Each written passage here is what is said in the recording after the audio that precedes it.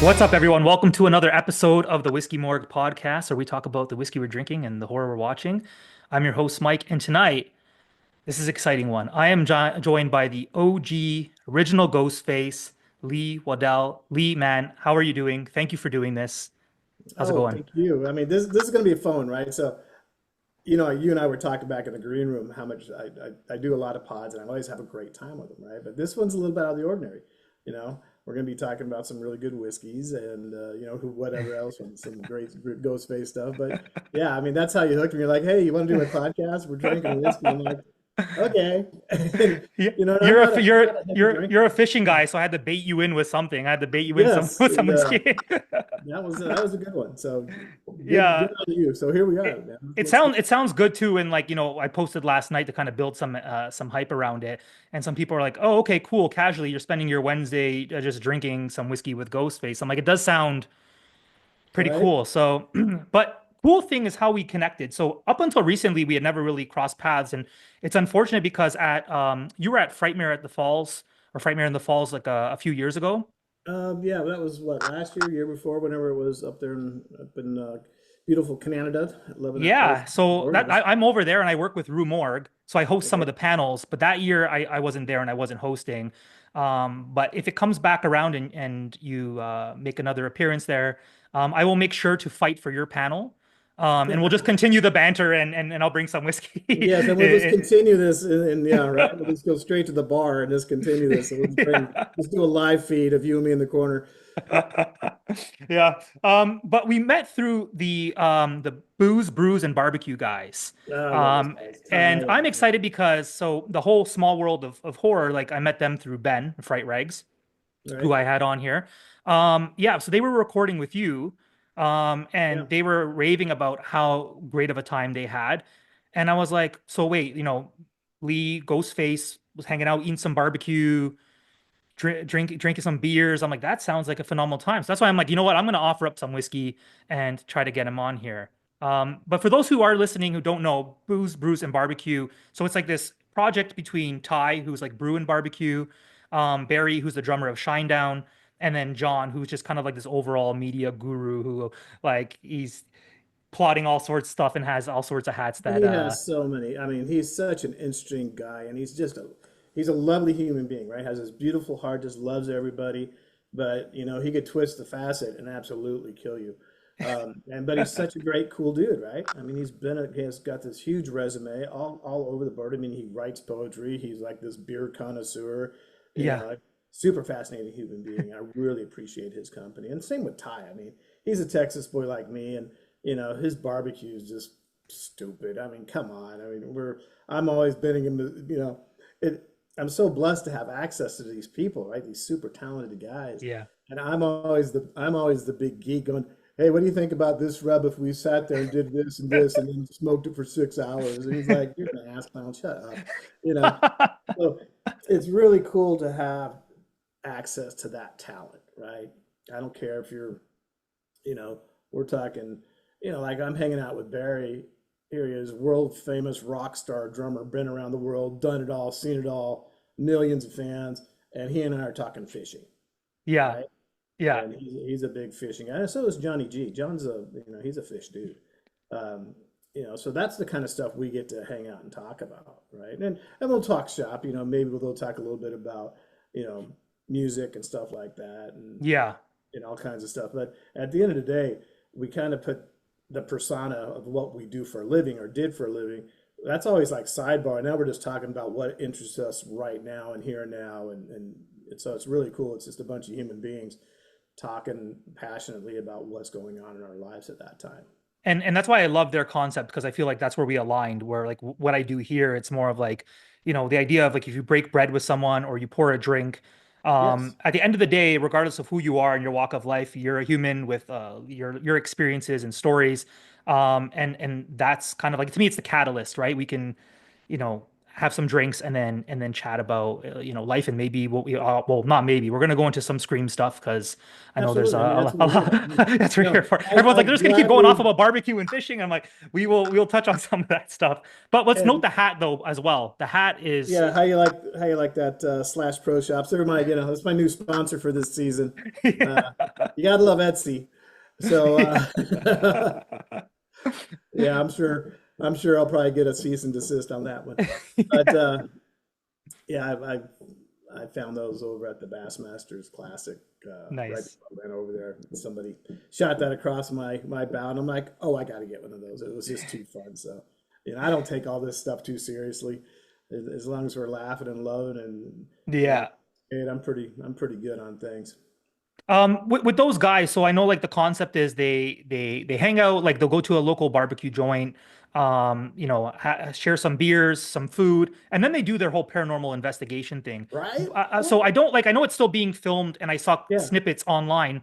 Did you join one of the paranormal investigations? No, I just we shot the Memphis unit, right? The sequence. They were in Memphis, and Zach, the guitarist for Shine, Yeah. he's a Memphis boy. I'm a Memphis boy, and I just gotten in town.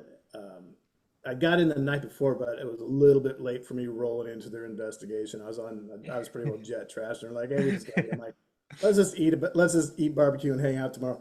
And so I didn't get to get a chance to go do all the fun ghosty crazy thing, which would, you think about all the horror stuff I've done in my career, right? And Yeah. so I'm like, oh, why don't you put your money where your mouth is? So I think one of these times when we're all in the same general location, we're gonna go do that. They offer, Okay.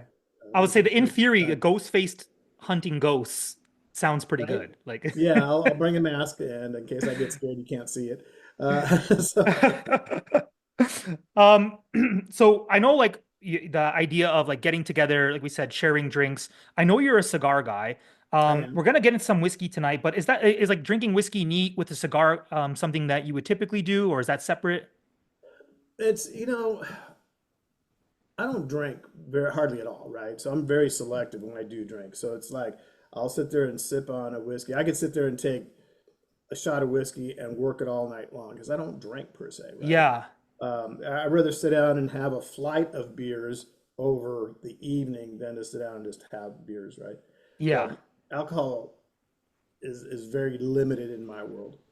Okay. And so when I do that, right, like with you tonight, we're going to sit down and have some of these whiskeys I've never had a chance to try, and which is totally enticing to me. So yeah, if I was not in the house, I would probably be outside with a cigar, and we would go down a whole different route. And depending on what the whiskey is, being a bourbon or scotch or blends or single malts or whatever, there is some phenomenal pairing. I mean, it sounds crazy, but there is certain Yeah. a lot of brandies and cognacs go well with cigars because that's usually a really good post meal dessert thing, Yeah. right? Does that make sense? No, yeah, for sure. And my brother's a big cigar guy. Like I'll dabble, but I'm definitely not on that level. I know my whiskey, but in terms of like pairing the cigars, I know there's like, whether it's like a Maduro or whatever the case may be, you Right. want to go maybe something lighter. So I know I can work my way around it a bit, but Well, whiskey yeah, is my thing. it's you get somebody. It's a good wine guy. He knows how to pair with whatever that meal is going to be served, right? Yeah. Same with you get a good whiskey guy. You're like, all right, well, tell me about this cigar. I'm like, oh, this is kind of middle of the road. It's going to have these notes on it. Like, okay, I'm going to recommend this whiskey or this brandy or Yeah. cognac or sherry, whatever, right? Yeah. It's your job. And so I'd go with you on that. So tonight, give me the Yeah, lineup. What are we doing here? yeah. So we're gonna do some Oban to start. Oban 14. So it's a single malt Scotch whiskey. Talking to me, And man. I love single malts because you got to get it right. You can't cheat your way out of that. You can't blend out, right? it's true. It's true. And have you tried this one? So I you're have saying you not. haven't tried? Okay, this is one of my favorites. So it's if you looked at like a map of like the like Scottish distillers, it's Hmm. almost like smack dab in the middle in terms of like flavor profile, where like it kind of takes in a bit of everything. I think it's super well rounded. But I should stop talking about it and just pour it. So we can. I'm pouring. I'm pouring. So I sent Lee here some beard oil samples in the mail, and got him some of this whiskey that we can sip on tonight. All right, so this is 14 year, right? Single malt. Yeah. Loving So that. yeah, to me, this is one of my favorites just because it's like floral. There's like a hint, like a tiny hint of smoke there. I'm not catching the smoke too much. Now, granted, I have a little bit of a sinus thing going on. I don't know if you guys saw the pollen count down south. It's Yeah. pretty substantial right now. I like the florals on it. What am I smelling way on the back of that? What is that? It's way on the back end. Is that a vanilla? Is that a coffee? What is it? I get like yeah, like a vanilla, but even I'd even say like maybe more like a butterscotch. It's almost like a burnt Yeah, sugar. yeah, that's what it Um, is. Yeah, good call. I always say though, like I used to be very critical of people's tasting notes when you get into whiskey, but more and more I realize that everyone's just finding their connection to something. So maybe you're tasting it and you're like, you know what? This brings me back to hanging out with someone at this convention Hmm. after, and you know what I mean? It's just like you tie it to a food, to a memory. Um, so yeah, I'm always like, it just depends. It's kind of subjective, but there are some core notes. Like definitely there's the vanilla. There's definitely a lot of like floral, a little bit of fruitiness to it. Yeah, But I think it's seriously. just I a mean, very that's easy what sipper. I agree. That was way on the front end. This immediately grabs you. You know. So as we're sipping here, I need to say Hmm. this. I'm missing a cigar right now. I really am. You're having the sips now and you're like, okay. Yes, I'm like, gosh, I should just grab my computer and just walk out the door. Let's go with it. So Um, if I was a cigar man on this, being that yeah, this, what's the pairing? I would still go, and I like stronger cigars. And this to me is a Mhm. nice middle of the road whiskey, right? This is a For nice Scotch. sure. For me, I think Scotches pair better with cigars. Mhm. I think they do. And I could see that because sometimes sometimes like the Scotches, scotch is a little bit lighter. yes, It's not gonna fight, I guess, as much with the bold cigar yeah, flavors. you know. Now if I'm not having a cigar, you can't beat a bourbon. I mean, that's all there's Yeah. to it. But and I'm a pretty bougie guy when I'm not sitting in a fishing boat or in a deer stand. So yeah, I like my scotches. And that's why I That had to doesn't go send you over some good well. stuff. Being a Southern boy, that doesn't go over well with my bourbon loving family. That's all right. Oh, trust me. Even there's friends on here in the community where you hear it where like they're either like all bourbon or all scotch. And you know what? There's a flavor and a time, and that's how I believe it. So when you mentioned today, you were like, let's do the scotch, start off lighter, and we'll do a bourbon Yeah, after. We'll get to that in a bit. I was like down 100%. Super excited to just enjoy that's the pretty diverse smooth. That's flavors. pretty buttery. I mean, I'm not. Mhm. Yeah. So when I introduced you, um, I obviously Ghostface was like, what kind of like catapulted you into like, you're doing these cons now and whatnot, and we'll speak to those. But like your resume is extensive. Like you have this illustrious career. And even some of the stuff I thought I knew some of your gigs, and I went through the list. I went through your resume and I was like, holy shit, like what have you not been in? So like a few things, like, okay, Craven, we'll get into a bit about like how you kind of went on this journey with him from the Nightmare on Elm Street Yeah, I was with films. Wes for 15 20 years. I mean, it was a run and a half. It was great. One of my favorite movies, People Under the Stairs, you worked That on. is so crazy. That is like this mini occult freaking underground film, right? And I worked on it. And I was one of the cult members in the room, and whatever. And we had a good time, and people were crashing Yeah. the tables. And, I was on it for maybe a week or so, and did a lot of pad carrying for our second unit director and stunt coordinator by the name of Tony Caesar. Hmm. And Tony's still around. We see each other probably once a year at a con, and we stay in touch. Nice. Um, but yeah, that movie just, and I hate to do it because it has this crazy following. Like you're like, I love that movie. And I'm like, I just don't get it. I don't see it. And it's just, but it's really well received, and it has like this cool little following, and so it's there's so much interest in it that I've kind of revisited it, and like they have People in the Stairs reunion with the cast, right? In Hmm. fact, I think there's one coming up. Is it this weekend? Pretty soon. There's one of the cons are having the cast. Oh, that's awesome.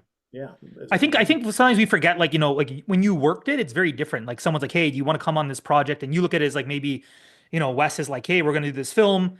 You come right. out for a few weeks, you're working, and you're you're probably not even thinking much of it. You're like, cool, cool, sounds like a fun time. Well, it was And another then Wes Craven show, right? I'd been Wes, yeah, and we'll get back into this. I don't want to get in front of our conversation, but I was with Wes from Nightmare 1 all the way through Scream 2. You know, yeah. that's when was Nightmare What 1 done? 90, 80, 84? Nightmare One, I think, believe is 80 84. Yeah. Yeah. And So then so right up to 90, because well, and when did we Scream 2 shot come out? 90, we shot that in, let's see, Scream 1 was 96 released, and then we went right back. I think we shot number 2 in 97. In fact, I know we did. So, because we went back to back on them. Yeah, yeah, it came out and they were right away. They got you guys back Yeah, so I was into with work Wes there. for 10, so 84 to let's 94 plus couple, so there's 12 years, right? Yeah, Tony Caesar, good buddy of mine who helped me bring me into the business, he was with Wes for 20, yeah. so anytime that Wes had a show, I never took it for granted that I'd get on it, but it was kind of Mhm. a given. If there was a good slot or something that I could act and stunt in, I got the nod. Yeah, and I So I think got, that that's so I cool in got, itself. Like that yeah. alone is enough to be like, well, you've had, you were super successful, especially with like his passing and how legendary he is to work with him for spanning over a decade is huge. But then you've worked with Spielberg. Mhm. So Jurassic World, well, it was you on the can, right? Who got eaten by the dinosaur? So am I I was correct? that was Scream. That was Scream. That was number one. So number Yeah. two, Lost World. I was the guy who got eaten out of the Jeep, Oh, the unfortunately. Jeep. Okay, okay, Yeah. yeah, the So the, can. the Yeah, jump okay. jump one film over, um, and so yeah, I was doubling an actor by the name of I think it was Richard Barr, good actor, real solid actor actually. And I was a head-on double. Spielberg liked me so much as his double that he took a nose molding of Barr and put it on my face so he could shoot me almost head on. Oh, He could wow. shoot me profile. I mean, it was as that good of a double at that time. That's Yeah, That's incredible. And so we have Spielberg, okay? We have Wes Craven. yeah, Well, like Tim Burton, you did Batman Returns. yeah, You did work on there. Like the resume, like I said, is just extensive. But what it tells me is that you were reliable. I think for some like for these guys to be like, you know what, I got a guy, especially with Wes, where like something comes up it's almost like automatic that you're going to get an invite to be involved kind of shows maybe whether it be your work ethic consistency and the work that you put up but I think that speaks volumes to your work in the industry. yeah, and I appreciate that because I mean, the film industry is a tough, tough business, right? And like any business, though, it's built on relationships. And at the end of the day, I'm not going to say I was the best stuntman in the world because these guys out there are so freaking talented. Even the guys that I was in the business with that were just, you know, they could just do stuff that I'm like it would kill me. I'm like they're that Yeah, talented, right? But at the end of the day, I would show up on time, do my job, survive, and low drama and get off the set.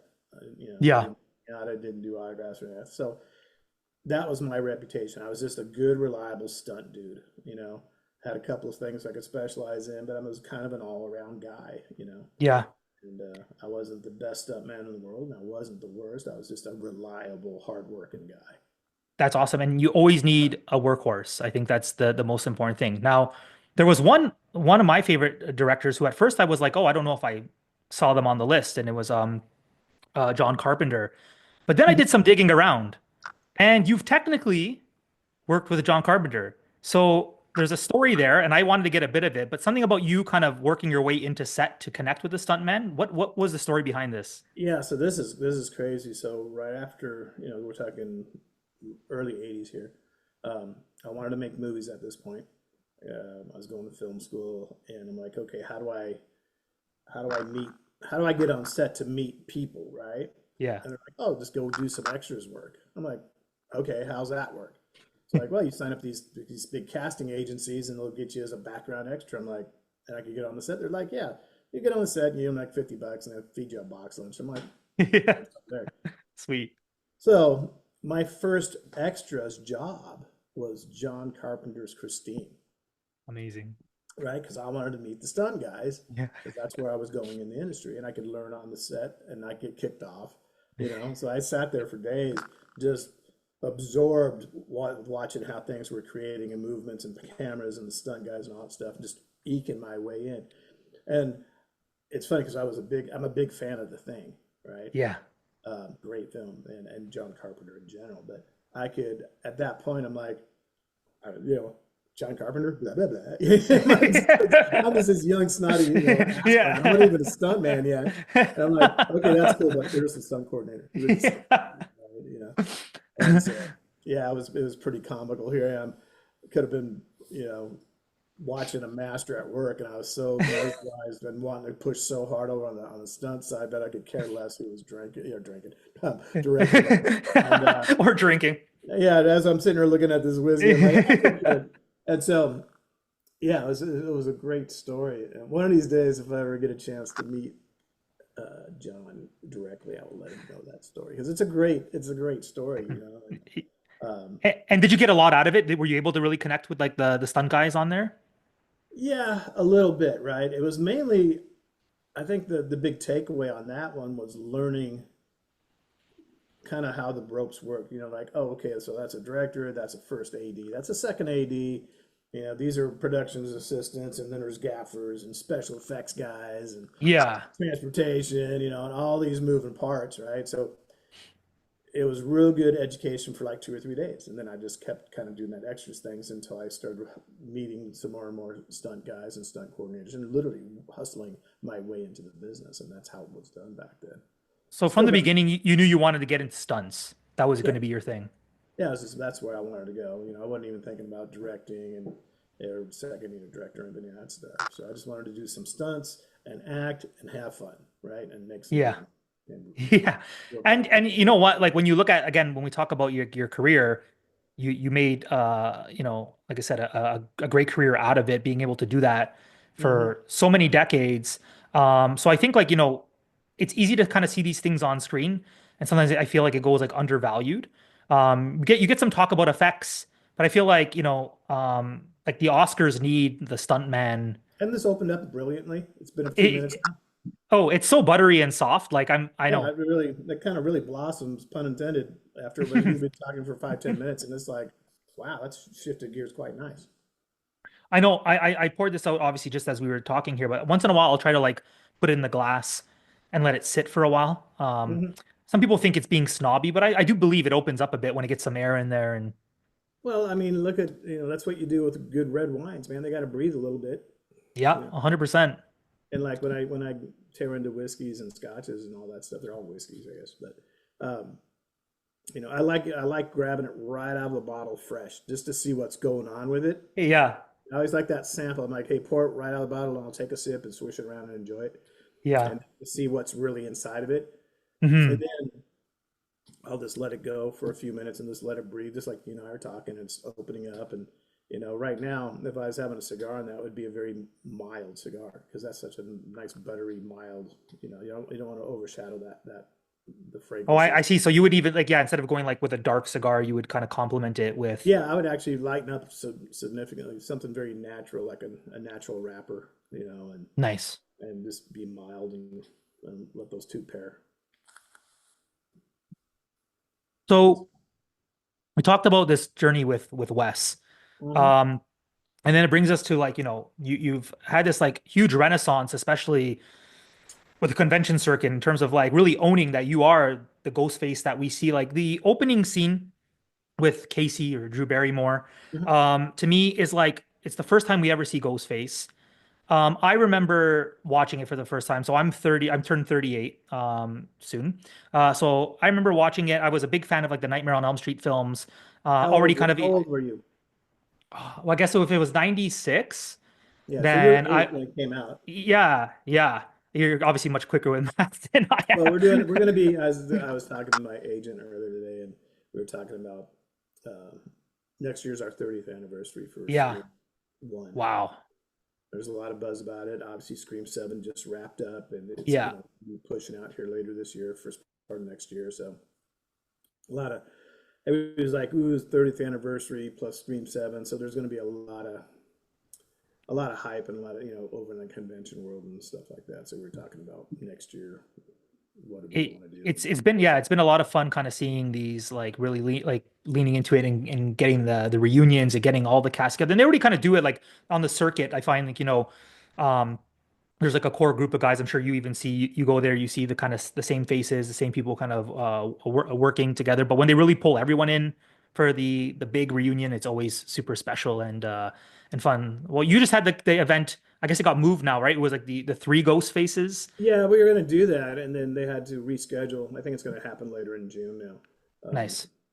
But I don't, you know, my job was to get my buddies together and let's go have fun. I wasn't over on the production arm as far as licensing and all this other stuff. But it was my understanding it was one of those headaches. It was like user stuff. I'm like, yeah, whatever. Just let me know when you guys get put it back together because we'll go out and roll into Vegas and terrorize it again. Yeah.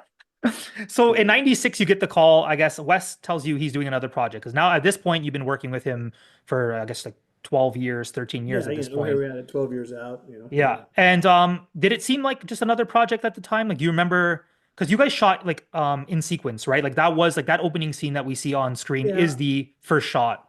our first, I think our first 2 weeks. I know the first week was shot in sequence. I think our first 2 weeks was shot in Hmm. sequence.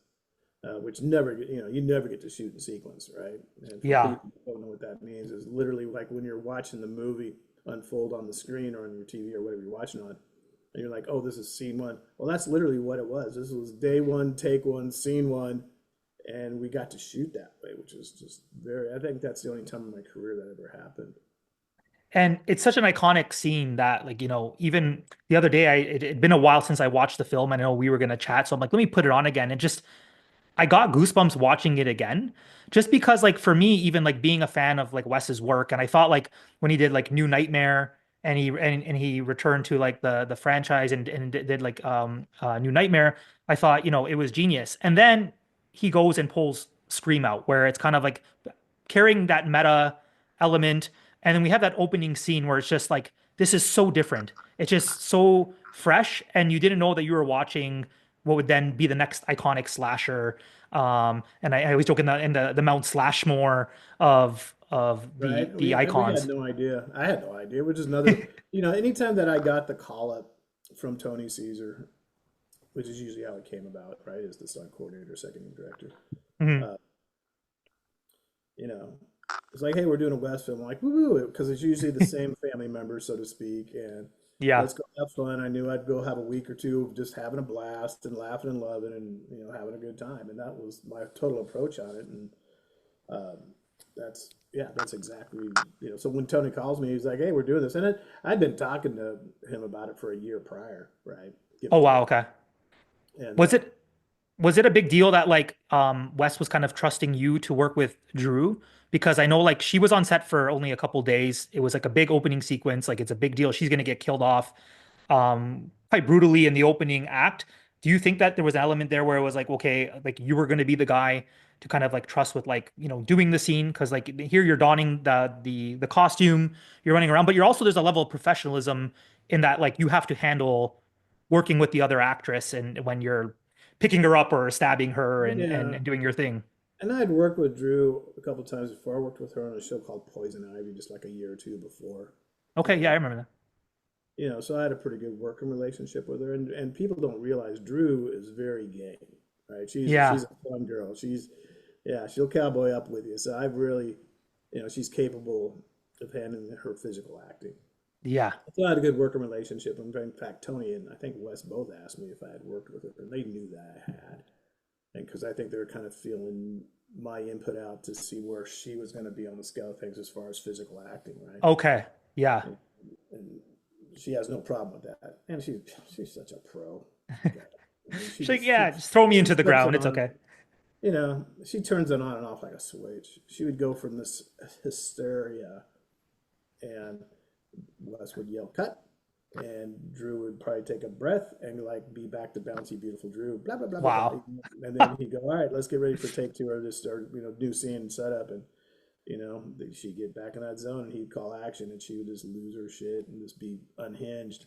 And man, she was so fun to work with in I'm that sure way. being around it, that's where you really see like the like when someone's a star and they can turn it on like that at the flip of a switch. That's why they're special and Yeah, they do what they when do. you see them, when you see somebody that could, you know, do it at that level, that consistent, you're like, wow, I can Yeah. act, yeah, I could get into character, but I can't flip a switch like that. Yeah. Not like that. You know, that he's exceptional. So you're put front and center in this. So you're putting on the costume. There's even this physicality. So when I watched it again, kind of, revisiting that opening scene, what we see in these like the snippets of like him playing like with Casey and the phone call and moving Right. around the house and outside really became the physicality of what we knew of Ghostface. For the most part, we can get into later about how this changed and he becomes very clumsy for some reason. But but Yeah. um but in terms of like what you set and then you brought into the second film, was there any conversation prior in terms of like Wes's vision and like what this looked like in terms of you moving and around the house and popping up and disappearing again while wearing the costume? Yeah. So that's a good question. And the answer is yes, right? So Yeah. And I um, were sitting in the house, and I don't think Drew has seen full wardrobe yet. I don't think she Mm, really saw it until we started filming, like rolling camera stuff. Um, and so it's maybe 20 minutes before we're gonna really do scene one, take one for that night. Drew's back in her dressing room, and I sit down with Wes, and I think Tony Caesar was there, and I'm like, "Hey, Wes, tell me about this entity, guy, person, thing. yeah. What is, what is this father death, guy?" Yeah. Because the working title wasn't Scream at that time. It was, I think it was Father Death, Oh, and okay. then one of my somebody out there and that's watching this, they'll pipe in and tell me what it was. But the Scream was not the There's always working title. someone in there in the comments. Yeah, it is, and that's what's so cool about the Scream Nation. And I love the Scream Nation, and I'm Yeah. rad about the Scream fans, right? Yeah. I'll go out of my way to take care of those folks because, without that crazy fan base, none of this gets to occur. So I love them. Everyone's Absolutely. so knowledgeable and so fun and so appreciative. I adore the Scream Nation because you got to remember I'm a Scream fan too. I'm a horror fan, right? Absolutely. And so Wes and I are sitting down chit chatting. I'm like, tell me about this guy. And it sounds cliche. I'm like, what's the motivations here? Where are we going? What's Of happening? course. Tell me about this person, this thing. And we were bouncing ideas around, and he goes, just remember, Lee. He goes, this guy, he always moves like a phantom, Mm. right? And I'm like, all right, I could hit that because I grew up on black and white Universal horror, right? So Yeah. I rewind all the way back to Lon Chaney in the original Phantom of the Opera, right? Yeah. So I hit that and rewind in my brain. I'm like, yeah, okay, I could do Phantom. I know what that looks like to me, right? And I brought that to the table. So like when you see me zipping through the house, that real quick swiftness, Yeah. right? When I Yeah. go out the window, like that's how phantoms in my brain work, right? They're very aggressive, they're very swift, they're not clumsy, none of that stuff. It's just like it's like the lion on the gazelle, man. It's a matter of time. So It's cool to know that because I know you're a fan of Creature from the Black Lagoon mhm. and like the Universal classics, but yeah, that makes perfect sense. This idea of like the Phantom character, and then because I was gonna ask, yeah, if you got like where did you draw your inspiration from? Like after hearing Wes, that's really cool that it's like you go back to Lon Chaney and the Phantom Yeah, there. yeah. That's In amazing. fact, when is this? It was just his birthday, our anniversary, just like last week. I remember seeing a thing about black, from the Universal about that. So yeah, that's where that motivation come. Where those stylings came from. Being able to move like that. So how did you feel about this progression of like Ghostface later on? Like we mentioned, kind of becoming clumsy and silly. Like I guess it kind of hurt you a little bit to watch on So screen. like as he deteriorated, right, and that Yeah, was part directorial, because Wes understood the character, right, of course. and part of that was like, hey, we got to keep the viewer off balance. Like, well, Ghostface wouldn't do that. No, the reason I wouldn't portray him that way, but that's how the character was hatched, right? And then as we Yeah. go through the lineage of Scream, it got worse and worse and worse, and I think it really got off track, right? By Yeah. the time three showed up, it was bad, and 4 or 5 were just a train wreck. Like I couldn't, and I'm not picking on the brothers that directed it, but it's kind of like it was so far off the rails when they brought number 5 in, right? Yeah. Um, The only reason I liked five at all is because they did a really good shout out and nod to Wes and his directorial stylings, like Yeah, in absolutely. that whole reveal sequence in the kitchen, right? Yeah. Yeah, Yeah. that was I feel like that they really reeled it back in there. that was just for Wes, right? And I Yeah. appreciate that because Wes and I were friends. We worked together for a lot of years, and I like that. And then, but still, Ghostface was an ass clown. It was like this. It was like Keystone Cops meets Ghostface. It was just ridiculous, right? I'm like, hey, he's running around out in the middle of the daylight and he's tripping over a shadow. Yeah. Uh, six came along, and I think, and I don't know if they listened to what the populace was saying, but I think six came along and things got a little bit more serious again. They kind of reeled it back in and put it back in the Yeah. book.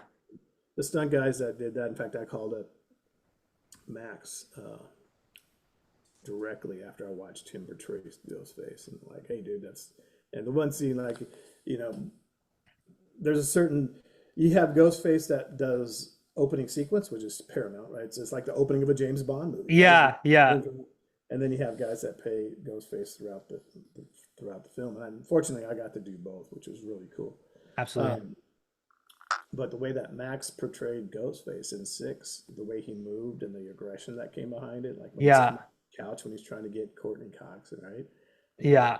I recognize that. That's how Ghostface is supposed to move. So I was really pleased that they brought it back in that. I feel very validated in my the horror criticism because like I felt this the exact same way as you and but when I watched six I'm like this Ghostface is menacing like even in the convenience store like Mhm. I know it's very different to kind of see like wielding the gun like it was a little bit different but I was like his presence is very strong you could tell this guy's calculated it's definitely more menacing and less silly than it was so it's interesting that you noted that and even reached out to Max to kind of be give him the pat on the back and be like yeah like that's really Yeah, great work. and the beautiful thing about the guys that all portrayed Ghostface, we all know each other for starters, right? Yeah. And, and the guys that actually get to put on the wardrobe and portray that character, there's bragging rights that go with that, right? Nobody just slaps it on and has a good time with it. I mean, they put it on, they have a good time, and hopefully being safe and everything. But Yeah, there's lineage, there's lineage involved with playing that character, right? Especially on the opening sequences. absolutely. So before we continue, my glass is dry. I don't know about you, but I might pour something else right now. Should we dive into, or you could Yes, just set let's that aside. We could do some Michters just to keep it rolling and taste that, just because it'd be a very yes. very stark contrast between the two of them. But I think this would be fun. All So right, so tell me what we got going on here. all right, so this is Michter's. I think it's in focus there. There you go. That was a All right, southern thing so right there. All right. yeah, so this is Michter's toasted. So this is like a limited release. There's their sour mash toasted. Okay, It so comes sour out mash toasted, and we're in Kentucky. in Kentucky, yes. Yep. So the thing I like about this is that it's a lower proof. Like usually when you get into whiskey, I've kind of started leaning, especially bourbon. I really like bold cask strength stuff. Yeah. But this here, I feel like Michter's does such a great job at like a refined palate. It almost is Scotch-esque, where it's like Scotch doesn't have to lean into cask strength. Like it's kind of like this curated tasting where like different notes will pop up, or how you said, the Oban was sitting in the glass for 10 minutes, and all of a sudden you get like a whole Yeah, it's a other whole drink. different animal. Right. Yeah. So this one here is like my s'mores campfire. Like you're gonna go out in Oh, the middle of the okay. woods. Right. You might go fishing. You're on a fishing excursion. You're hunting. This is right up your alley. So, and I know you do enjoy bourbon. So this is the my choice for sending this one out to you. So I'm glad you Okay. haven't tried it. I'll So pour it up right now. we got some smoke going on here, I assume, right? Smoky Um, combination? it's like it's toasted, but I feel like it just deepens like the traditional bourbon notes. So like there's like if anything, instead of like smoke, you get more like marshmallow, chocolatey. Okay. The vanillas are like, you know, cranked to 11. Right. But it's Hmm. very subtle in the glass. Not that I'm smelling it. It almost smells like Right. It's way on the back end. You kind of got to you got to bury your nose in it. It yeah. doesn't catch you on the front end like that first one we had, right? It's not, On the nose right now, it almost smells like Werther's original. Like I'm getting like a Werther's.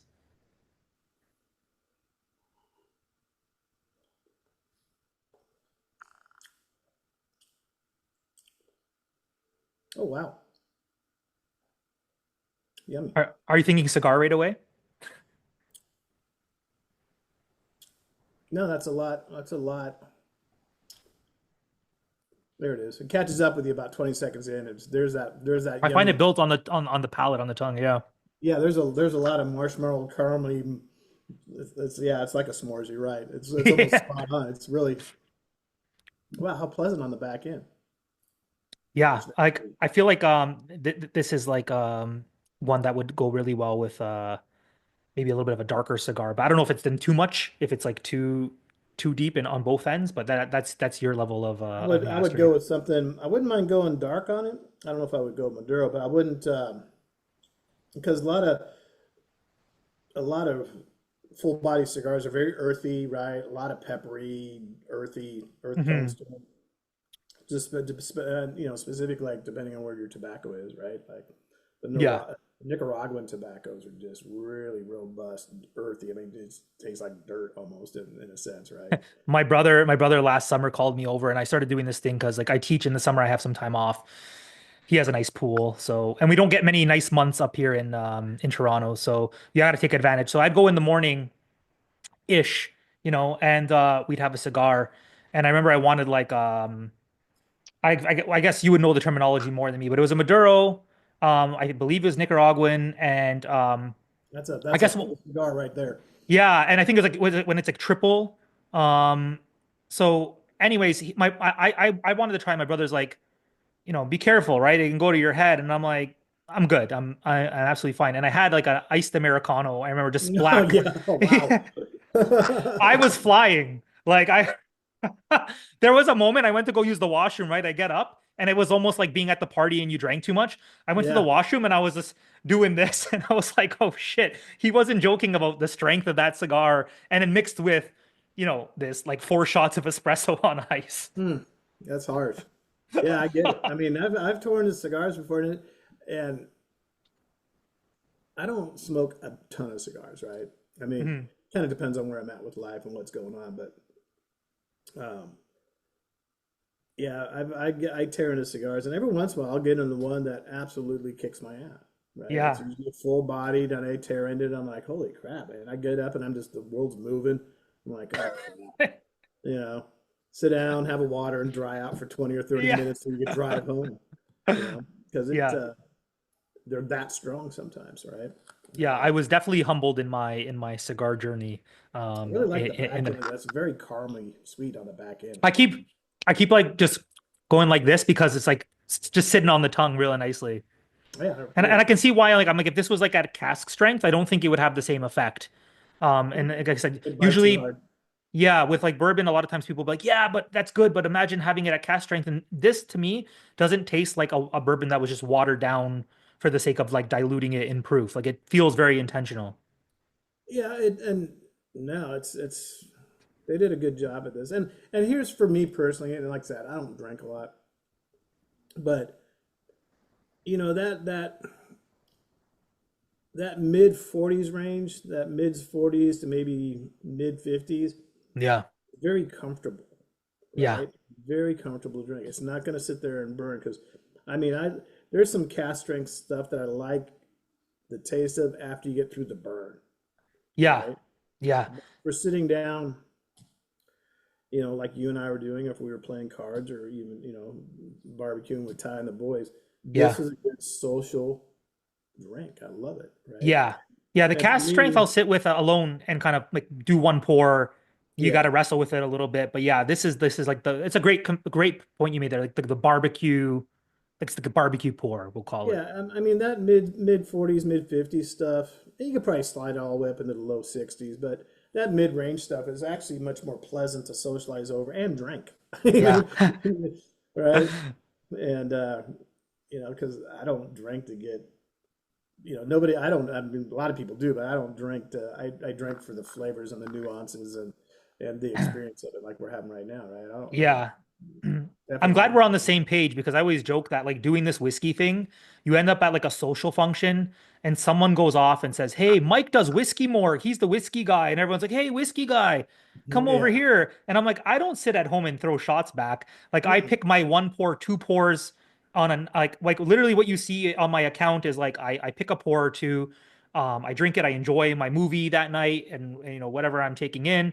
And there, I'm literally like, it's almost like academic. I'm taking notes. I'm like making some connections. But yeah, I'm definitely not shooting back 20 shots. So I always get roped into that kind of stuff because I'm the whiskey more And guy. people destroy really good alcohol like that, right? And Yes, people are like, "Oh, we're doing tequila shots." I'm like, "No, tequila's supposed to be sipped and savored if you know I what agree. tequila's about, right?" Yeah, And you got to talk and tequila's like good whiskeys and good wines, right? You don't do yeah, shots of wine. You don't do, and people are just so indoctrinated, like taking a shot of whiskey and tossing. I'm like, why bother? That's you're missing everything that it's about. And same with yeah, tequila, you know. yeah, Um, and back in my more robust days when I was doing U.S. Marshals, we were shooting in Chicago. There was a yeah, great bar called the Blue Agave. I don't know if it's there anymore. yeah. And all it was tequila. Nice. And I went in there and got educated on top shelf, beautiful, clear tequilas, right? Yeah, I don't even think they had a Jose Cuervo allowed in the place.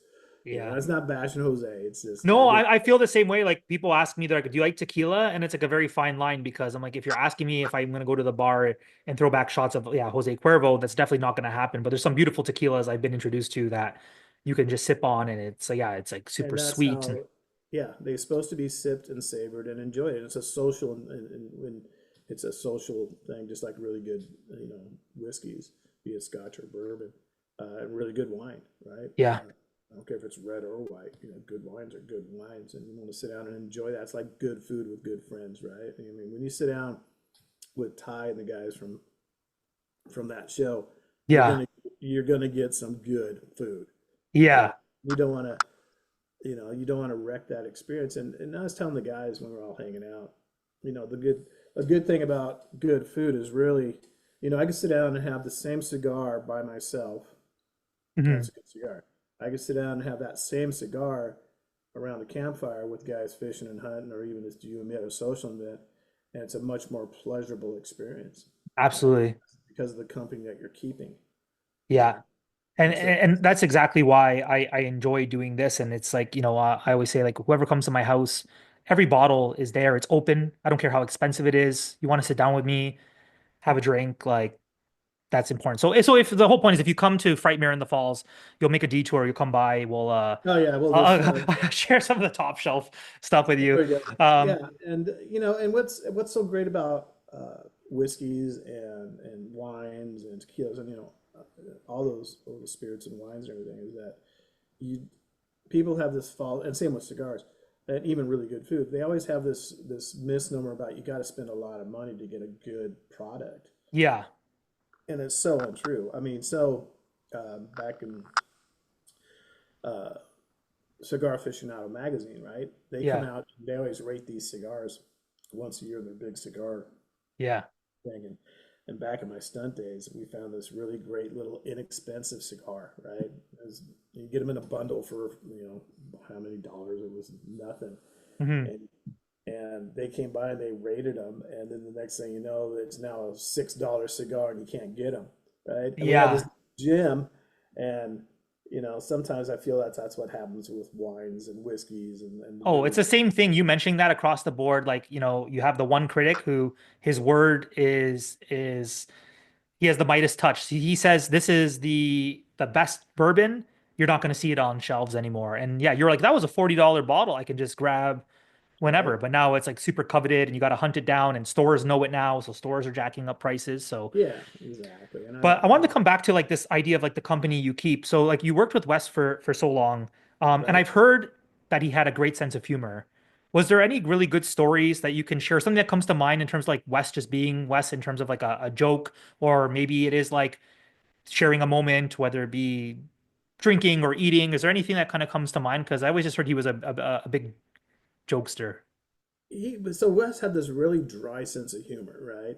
And so Yeah. he would say something on Monday, and the crew would laugh on Wednesday, and I'm the slow guy, so I'd laugh on like Friday, But real dry sense of humor, because you got to remember, Wes was a professor. This is an educated, articulate human being, right? Yeah. And so, you know, he could tell a joke like any sailor could, but then his humor was a little bit more cerebral, right, and Yeah. dry, and it was Yeah. really he was a very funny guy, and people didn't realize that. But yeah, he would say some stuff. He like, I'm like, I don't get it. And I'd walk away. I'm like, oh my God, that was funny, Wes. I'd come back to him. We were sitting we were sitting on the set one day, and Wes was going through his divorce and getting sued and something else, and he was on the National Enquirer at the same time. Wow. You know you made it when you're on the Inquirer. Well, that was his line. You know, you made it in this town when you're on the National Oh, Enquirer, really? getting divorced, and you're getting sued. And I tried to find a copy because I was going to have him autograph it for me. He really just put some salt in it. And he goes, I've arrived. And he's laughing. I feel like, I laugh because my grandmother, Portuguese immigrant, like I didn't even know if she could read English, but she had stacks of the National Enquirer Right? growing up. And like I need to find out if they're boxed somewhere. If I can find this issue with Wes on it, like that's the real treasure. Never mind all these other things Yeah, with absolutely. memorabilia. If you Like, do, just frame it up. It's just so yeah, funny. So he was just, he had a great sense of humor about that. And like I said, very articulate, smart human being. that's awesome. Yeah. So you do the convention circuit, you hang out with people, like you said, like you kind of cross paths. But I think in general, like you're someone who enjoys a cigar, you enjoy good food and drink, like we mentioned, being with the guys on the show, and you enjoy hunting and you're an outdoors person. If you could sit down with anyone or go fishing with someone on a boat for a day and enjoy some food and drink, dead or alive, who would it be? Oof, good question. And I'll have to think about that a little bit as I answer that or try to answer that. There's a great, fishing joke with Jesus, obviously. So, They're always, it's weird that I know a few fishing jokes yeah, with Jesus. I'm And like, hey, he's a hell of a fisherman. Um, but yeah, it'd be really interesting to sit down with I'd probably go back historically and hang Mhm. out with you guys. There's not, you know, um, I'm not going to say there's not anybody in modern times, but I think it would be much more interesting to go back and sit down and have a drink or a cigar or whatever. You know, what it'd be like to sit down and hang out with, like Winston Churchill, Yeah. right? Yeah. Wow, what a guy. I Yeah. mean, dang, look at what he did. Look what he took. I mean, like Teddy Roosevelt, right? Yeah. There's another Yeah. one of these guys that had these huge lives.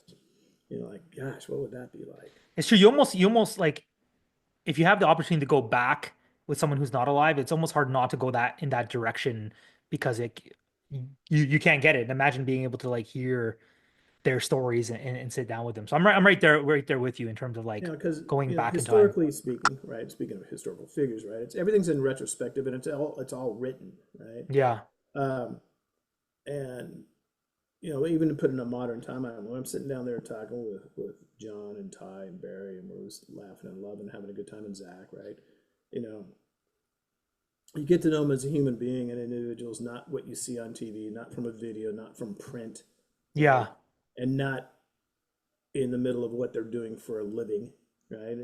It's one thing when you sit there and yeah, let's go watch the show and have a great time, but those guys that's what they do, and they bring that energy and that love, but Yeah. and that's one element, that's one facet of that person. So to sit down with them, maybe pre-show or post-show, right? And you get all that adrenaline, that crazy fun vibe on them. That's a whole Yeah. different element when we're sitting down there having barbecue in the middle of Memphis, talking big, Yeah. that's what and Real life going stuff. out, Yeah. right? So it's always fun to sit down with human beings, regardless of status. And at least my approach is I always try to, I respect the heck out of people until give me a reason not to, right? Absolutely. Um, but it's always fun to sit down with people and learn about them. That's one of the beautiful things about doing these conventions and traveling around and getting to go around the world and talk to people and hang out, you know. Yeah. And like, what do you do? And this, and this. I'm like, oh, you got the coolest job in the world, right? Yeah. Yeah. Well, yeah, I feel like, a lot of stuff that was just like work for you for years and like, you made a living, you went in there, you did your thing, like what that means to people later on. I'm sure you've heard a ton of stories like where it's probably moving for you to be like, wow, like the work that I've put out there has like has sorry, left a lasting impact or impression on somebody in their lives. Like it's kind of Oh, kind of absolutely. could be a heavy thing too, right? Like doing those conventions. I'm sure you're talking all day. There's a ton of emotion depending on who it is or their story. They're tied to it. Someone's like, I remember watching the opening of Scream with my mom who passed. You know what I mean? I'm sure you get a ton of these stories where it's just like so Absolutely. heartfelt. It is, and it's such a blessing, and I'm very humbled and honored to be able to do that, right? And they're like, I hear a lot about, oh, you made my childhood, or Scream was my comfort movie, or I didn't sleep Yeah. for 3 years because of you, and I'm like, thank you, my job here is done, you Yeah. know. Um, and so that's really fun to do, and to Yeah. be a steward, right, uh, Yeah. of that character and that genre, and to be accepted by that community, right, as the original Ghostface, as they call me, which is really cool. Yeah. Uh, it's an honor, and I have a great time with it, and I love it, and I have fun with it, but I'm serious about it. Does that make sense? Yeah. No, You for know, sure. I don't And take it lightly. And if I'm there signing and it's closing time, I'll take a stack of photos and let's go have a tailgate party, boys and girls. Because if you're yeah, crazy enough to come up and spend your hard-earned money to come and see us at a show, and I'm speaking on behalf of all the Screamcast, we for love sure. right? We, if you're in line, you don't get kicked out because the place is closed. Because I'm Yeah. like, no, And don't it's touch. funny working even behind the scenes a bit and kind of being in the scene a little bit and hearing like stories. You always Yeah, hear really great stories about the Screamcast. You do. yeah, I've never heard a negative story, and that is super meaningful because like as a fan, like you said, like there's uh, um, a greater appreciation and obviously you really care about the work that you do and the people who like you said are saving their money traveling from wherever to come see you which is super important to them. yeah. And these crazed rabid fans that I love, right? Hmm. Um, if they're gonna sit there and save their time and energy and money and come and put it before me, I want to have an equal exchange, right? I want to give Yeah, them more than they have given me. Yeah, sure, we make money, but it's the money is the byproduct of the yeah, exchange, yeah, right? It, exactly. it's so fun to sit down. I don't care if my line's 100 deep or too deep. I Yeah. always give everybody as much time as I can, and then we have handlers and cons. Everybody's like, "Hey, you're 100 deep." Like, okay, you know. But when we try to just to give as much time, and gone down the rabbit hole with people. I'm like, "Hey, look, I got to get to these next folks. Come by Yeah, later. I'm so busy. I'd love to have this conversation with you." that's Right? amazing. Yeah, so I want them to come back and have that engagement. And especially if they're there all week. And if we're doing like, when we're up there with you guys and we got a 3 day show where we have that time, Yeah, a lot of people come to cons, not everybody, but a lot of people come to cons for all 3 days, right? Uh, yeah, I'm like, hey, if it's slow, swing on by. Let's finish this story, right? that's They're like, awesome. oh, I want some other stuff signed. I'm like, hey, you know where I'm living for the next 3 days? Come on by. And Yeah, you meet the most interesting people with the greatest stories, right? that's so cool. And so it's so cool to have that interaction and have that exchange. Like at the end of 3 days of signing for 1,000, 2,000 people and doing panels. I mean, you see it from both sides because you've been there, Yeah, so right? You see the numbers. I mean, it's these big mega cons. Those are 50, 60,000 people. yeah, Might be interacting with 5,000. But at the yeah, end of the weekend, I am so tanked because of the energy, because they're coming to me and giving, and I'm giving back to them, and so this energy exchange is is phenomenal. It's addicting, but man, after 3 days, I am so you go burnt out. home, turn off the lights, and Tired. just like Yeah, I do. I go would into do that. hermit mode for a few days. Yeah, just to recharge, not because it Yeah, was anything negative. In fact, it was yeah, quite the opposite. It was a beautiful experience hanging out with 5,000 people and talking Ghostface and laughing and loving and taking selfies and all this beautiful stuff. And you talk to somebody that comes off a 3 day con of every they're doing the whole thing. They're not just seeing me, they're seeing all the Scream Nation. They're seeing other celebrities and the vendors and cosplay and panels. yeah, They're full throttle. You talk to somebody who's done a 3 day con as a fan, right? yeah. They're tired, Oh, for right? they, sure. they go home Sunday night and they got to get back up Yeah, Monday morning. They're all gotta go to blown up, work. right? And it's like, and everybody's drained because they had such a great time, that energy that it's been exchanged. And so super fun, really rewarding, right? Really rewarding. Lee, to wrap things up, a couple things. So you got to kill off Drew Barrymore, legendary opening scene. She deserved it. You're She didn't get the questions right, right? What can you do? But Yeah, it opens up nice. y- you're back you're back on it. Yeah. Mm. That's oh boy, that's good. It's like, Mm. you know what, the Cinnabon, like Yes. the brown butter gooey. Oof. I might have to go find a bottle of that. And that's, it's like when you find a good cigar, a good Yeah. food, it's like you just go ahead and stick it on the shelf because I know I'm going to come back and I'm going to come back to that If you because I can't, tell you because it what, comes up and it's hard to come by, I can send you some more. I have enough in here that I'll we find a can bottle. we'll get you some more. Yeah. Yeah, Um. put that on. So next time you and I cross paths in person, which will probably be the 26th season, because Yeah. as a lot of people know that do cons not only from our side of the table but from our fan base side. You know, Yeah. when you go out, if I go out either as a solo or with the Scream team or with just the guys like me, Matt, Skeet, Jamie, right, the four Yeah. that and we travel a lot. Um, we kind of the promoters are smart. It's like, okay, well, you guys were here this year. I'll see you. If I was there in 24, I get to come back in 26, Yeah. right? So in Yeah. 25, I'm doing a bunch of different cons, and I love my time up in Canada. It was a blast, because I did Calgary. I was over there in Toronto. I was over Yeah. there at the falls. I'm like, this place is cool. And Hey, has Matthew given you any of his bourbon yet, or what? Like of his quest, yeah, yeah, yeah. In fact, I I subscribed to him, right? And when he first yeah. launched it, I'm like, really? And good stuff. You need to I haven't tried it yet. No, I haven't tried it. you need to get a hold of Matt. Maybe if we're all piled up there together, because he would love to get on there and brag about his Well, whiskeys. yeah, because I'm like, like the whole thing. Like, I mean, I'm literally doing the whole slashers and whiskey. Like, I'm like, someone from Scream. I mean, that's releasing their own bourbon. I'm like, that's super cool. Like, just stars align. People have been sending me an article today where it's like talking about Scream 7, and they're like, I guess because they're promoting his bourbon as well. So everyone's been DMing me the whole like He's Scream he 7 reunion kills. and bourbon, and so He kills it. I'm so yeah, hey, Matt is a superhuman being, right? Very lovely human being and a sweethearted guy. And he, all the Screamcast when I came out of retirement, 3, 4, 5 years ago, however long it's been to go out and do these cons, right? yeah, They took me in and showed me the ropes and just was super graceful and loving. I'm like, I don't deserve this, but I sure appreciate it. And yeah.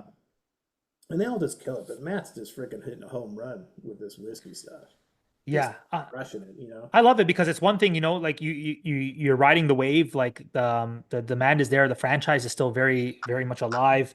Why not like have some fun with it, pursue your passion projects.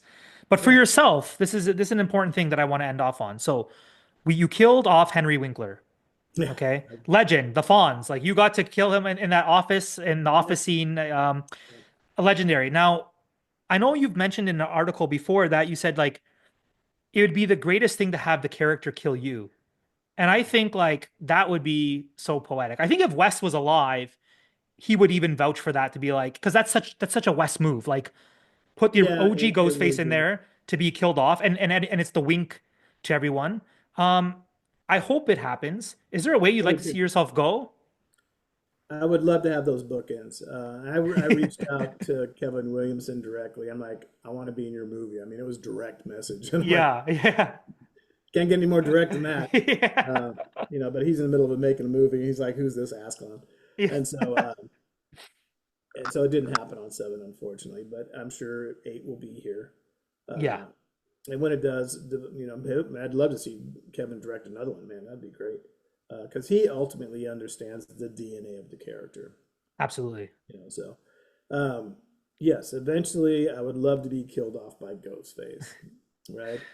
And That would I think be that would be so so epic. poetic. Wouldn't it be great bookends on a great run? Yeah. Um, Yeah, whenever they decide they are wrapping it up, like it has to be a thing. It has to they have to have you in there and killed off. Like, and like I said, I just feel like that would like Wes, like even in the opening when they're like, oh, like Nightmare on Elm Street, and he's like, yeah, one was great and the rest were shitty. After I was like, that's very much, I guess, like that humor, that like kind of like sarcasm and humor that comes through. But well, I mean, Matt's alive, Skeet's alive. Supposedly, freaking David Arquette came back and said, I mean, everybody's coming back. So I think me and yeah, Jamie are the only two that haven't. I don't know about Rose. Maybe she'll get in on the bandwagon. yeah, But yeah. Yeah, I'm like, Um, how come all these dead guys are back? And who am I, Tom yeah. Hagen? I'm like, yeah, you're just the guy in the mask. I'm like, uh-huh. Thanks, appreciate you. I don't know what petition we're gonna start, but it's gonna happen. Anyways, Lee, thank you so much, man. And like I said, like I would love to do this in person sometime when you make your Let's way plan up on here. when I mean you follow me, we stay in touch. So Yeah. um as soon as my schedule, says I'm gonna be up there, heck yeah, we're gonna do this. Yeah. Well, And then we'll have to make it happen we'll have to figure out how to work the schedule, maybe after hours or pre-hours, but let's make it after hours. I yeah. don't need to be sitting there sampling before signing all day. But we need to do the podcast, and you and me will host, and we'll bring in some talent, and That'll be fun. That'll be that fun. would be We'll hilarious. we'll have some No, drinks going, some people on the spot. That'd be hmm fantastic. yeah, that would be great. So All right. Well, that's it for this week's episode. Um, thank you, Lee. Thank you for everyone watching. Remember to do the regular things like subscribe, comment. I want to know like favorite moments from especially Scream 1 and 2. Drop it in the comments. I always enjoy hearing kind of what people really like latched onto in those films. Well, other than that, cheers, Lee, and stay spooky, everyone. appreciate you, brother. Everybody be safe. Talk to you soon. Cheers. Cheers.